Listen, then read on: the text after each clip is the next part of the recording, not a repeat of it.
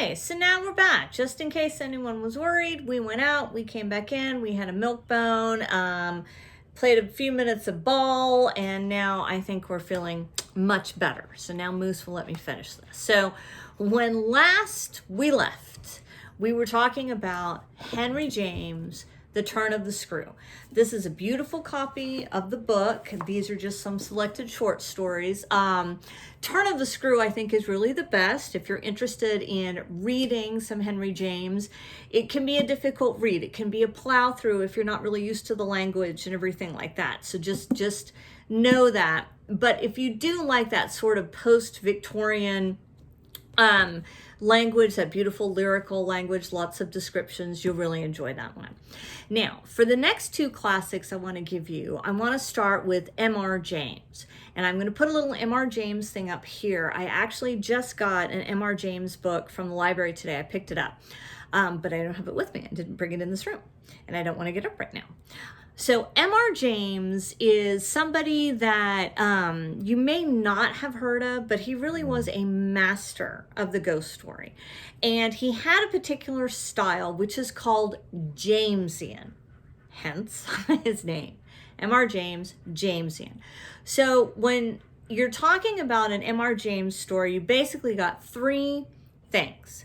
Number one, you are going to have a location, like the character is going to go to sort of an isolated, creepy location.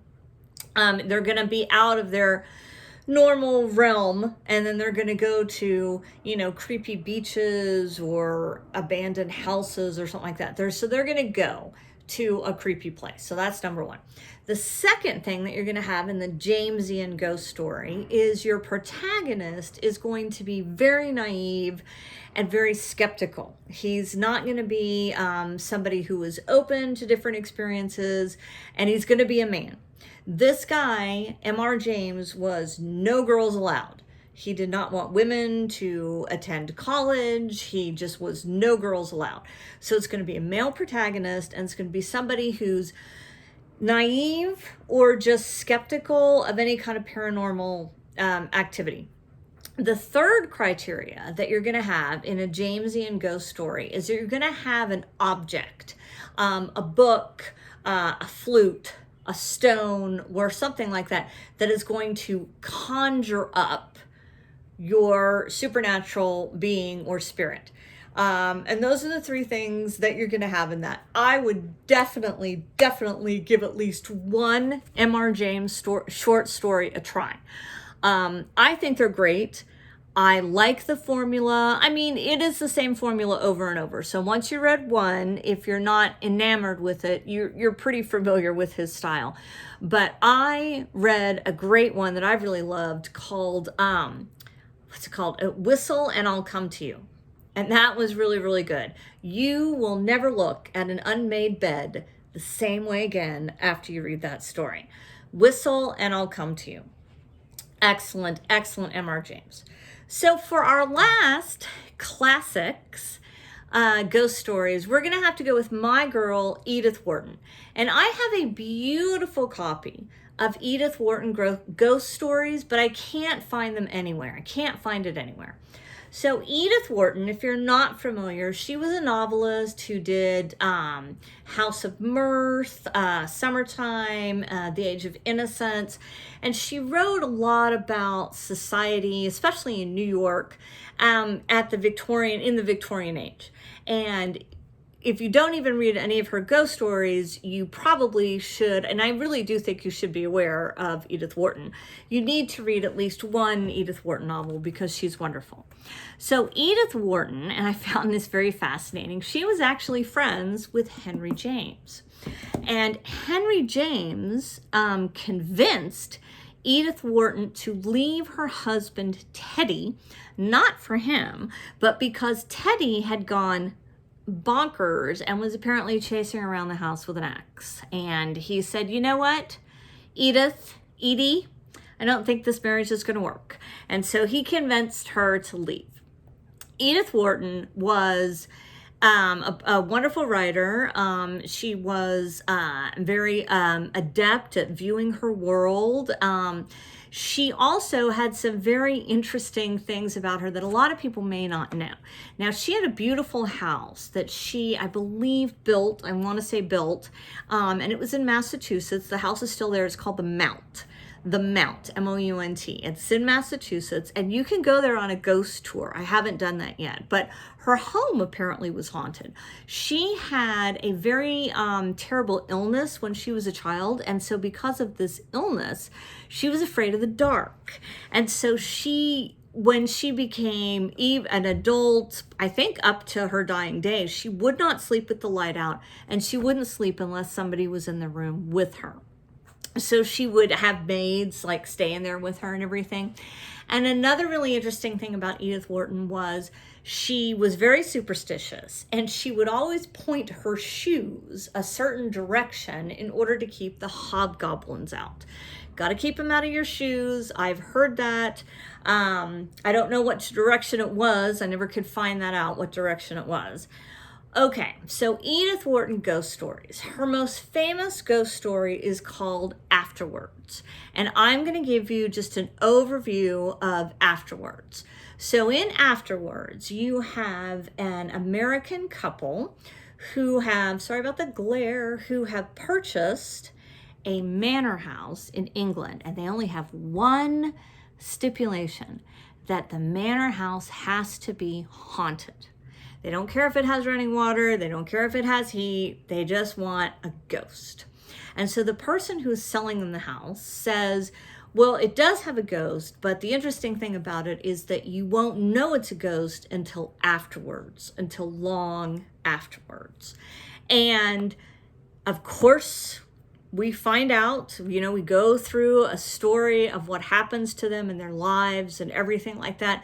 And sure enough, there was a ghost, but none of us knew it until afterwards, long afterwards. It's one of the best pieces of supernatural fiction, I think, out there, if not the best. It's called Afterwards by Edith Wharton. Please check it out. Please try and check it out. Okay, so we're winding up here, and I have saved for you the best for last. I have saved my two favorite spooky books. One of them so terrifies me that to this day, I haven't been able to finish reading it. So let me show you my two favorite spooky books. Do you remember at the beginning of this video, it was so long ago, that I talked about money-grubbing huckster, Hans Holzer? Okay, so this is Hans Holzer. If you're not familiar with Hans Holzer, then you really should be. Let me tell you about this guy. Hans Holzer was born in Austria. He fled Austria, I believe in 38, kind of right there. His family was a child. And so they fled Austria and they came to America, and he went to, I believe it was New York University, I think, maybe New York University. Anyway, he was an educated man, and he got interested in ghosts. I have a picture of Hans. I'm going to put him right up here. Isn't he cool? Isn't he cool looking? So Hans Holzer, he went all over the country and he researched ghosts. And of course, he found them every single time. He never came up empty-handed. One of my favorite stories about Hans Holzer is Hans Holzer was one of the first people to investigate the Amityville Horror. And he proclaimed that the house that was haunted was built on a particular Indian graveyard, and that the Indians of this particular tribe were very angry, and that's why they rose up and possessed the original owner and had him kill his entire family with a shotgun. Well, turns out that the graveyard that he was talking about, not only did it not exist, but the Indians that he was referring to were not even in that location. So it was a huge faux pas. It was a huge mess up. But he just went on. He went on after that as if he didn't do it. I mean, it was just wild. But anyway, I love Hans Holzer. And the reason I love Hans Holzer is a couple of reasons. The first thing is that he had a particular theory about paranormal entities. And he broke them down into three categories: First category was a ghost. And a ghost to Hans Holzer was somebody, it was a recurrence. It's not even really a person, but it was just sort of like a tape on a loop. There's a thing called the stone tape theory. I don't know if you guys are familiar with that, but what it says is that a particular tragic accident can get attached to the energy of a particular area, and then you just see it over and over again. And it's just like watching a movie, like a tape on a loop. So that was a ghost. Then you had a spirit. Now, a spirit was an intelligent being, a person, we'll say a person, who knew they had died, but were still able to communicate with the living. They were still able to communicate with people on the other side, and they had an intelligence to them. And then they had my all-time favorites, which are the stay-behinds. Now, the stay-behinds are people that have perished, usually violently, usually quickly, in some sort of horrible way, and they don't realize that they're dead. They can communicate with people, but it's very scattered for them. They're very erratic. They're very confused. And Hans Holzer, he was the one who had to come in and kind of get them sorted out. And of course, every time he went to a haunted location, he found something. Every time there was a stay behind there, he had to get them all sorted out. But I love Hans Holzer. And one of the reasons I love him is he's very mid-century modern. And that's just my thing, people. It's just my thing. We spoke about it in the Mary Stuart's episode. My thing is mid-century modern. And he is like that. I mean, his writing style is like that. His encounters with people when they talk about, where they're at and what they're doing. It's all that 1950s and 1960s. He wrote, I think he started writing in like 62 or 63, and he wrote past that. This book, he actually published in 89, but it still has that same kind of style, and I love it. Okay. Pièce de résistance, here we are, ding, ding, ding, number 1, we've made it. This is my favorite spooky book, and I am so terrified of this book that to this day, I haven't been able to finish it. True Irish Ghost Stories. Now, let me tell you a little bit about this book before you look at it and say, oh, that's what, Meg, why haven't you finished that? Let me tell you about it. Okay, so this book was not written, it was compiled. And that's an important distinction we need to be aware of. So there's a reverend here, and his name is St. John Seymour. St. John D. Seymour. And he wanted to write down all of the Irish ghost stories that he could possibly find. So at the turn of the century, I think it was 1904, he put an ad in a couple of newspapers. One was in Belfast, I believe, one was in Galloway, and he asked people to send him their ghost stories. And so they did. By the hundreds, they sent the ghost stories. And he simply printed the ghost stories and put them in this book. Now, why are they so scary for me? They are scary for me because so many of them are very nonsensical. Let me give you an example. Let me just illustrate. If you have a house or a situation, if you have a house and you have a murder that has taken place in the dining room at midnight, and every single midnight, the same time of year that the murder takes place, the lights go off, right? You kind of get that. You're like, okay, well, that goes along with the story and it sort of makes logical sense and everything like that. But if you're living in your house and you're perfectly fine and, you've had no murders happen and everything like that, and all of a sudden you hear a horrible chewing noise, like something with big lips under your bed making chewing noises, and then it hops up on your bed, but there's nothing there and there's a depression on the mattress, that's scary. Because it's nonsensical. It's nonsensical. So many of these ghost stories happen to people that didn't have electric light.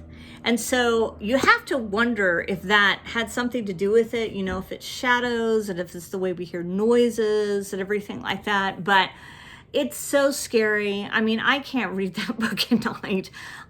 See how far I've gotten? Well, I don't have my bookmark in there anymore. But I'm probably about 3/4 of the way through, and this has been years that I've tried to read this, years. So if you want a great spooky ghost story book, go ahead and grab Irish Ghost Stories, true Irish ghost stories, and you will completely enjoy it.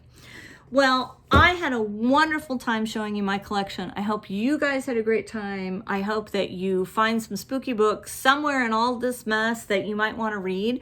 Take your mind off the heat.